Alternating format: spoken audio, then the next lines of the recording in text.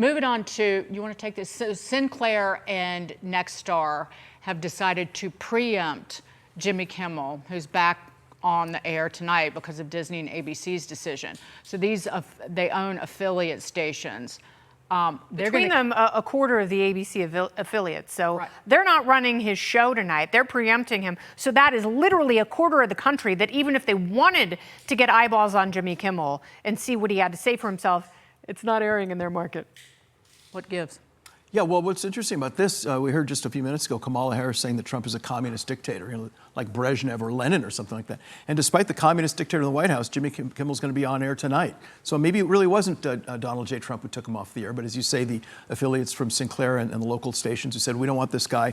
He's offended half the country. He's tried to blame the assassination of Charlie Kirk on a MAGA assassin, which he was not, clearly.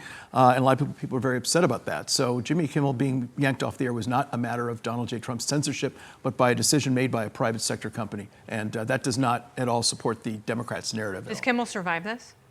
He might. I mean, by the skin of his teeth. I mean, there's rumors out there that are saying it could be anything from Disney's going to sell off ABC now entirely now to saying this is the end of the show and they're going to let him out to dry at this point. But these shows aren't profitable. The free markets work. You know, and while Jimmy Fallon has a really good night franchise because he has a lot of online extensions that go on and he really makes a lot of revenue that way, Jimmy Kimmel doesn't have that.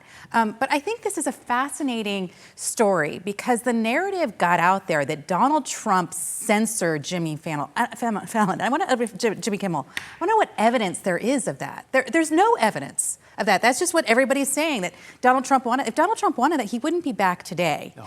This is how free markets work. So let's see if Jimmy Kimmel. I will say, though, that the FCC is the one that licenses the affiliates. The affiliates are the ones that are licensed by the FCC. And Nexstar has a deal that it's trying to close, a merger that it needs to get through the FCC, and I believe the FTC as well. So there's something at play, even though it might not be out there. And the UFC. In the U.S. You know, I think Jimmy Kimmel could do something very classy. If he doesn't want to apologize to Trump and the MAGA nation, he could say, listen, people who are suffering in this are the children of Charlie Kirk. I'm going to put $100,000 in an escrow account for each one. They'll grow over the next 15, 17, 18 years, and that'll put them in college. That would be a very gracious thing for him to do. Okay. At Sinclair and Nexstar, I want to see what Jimmy Kimmel says before they take that leap that puts their business at risk, I would guess. Fair. Thank you, DeRoy, Lee. Great to see you. Great to see you.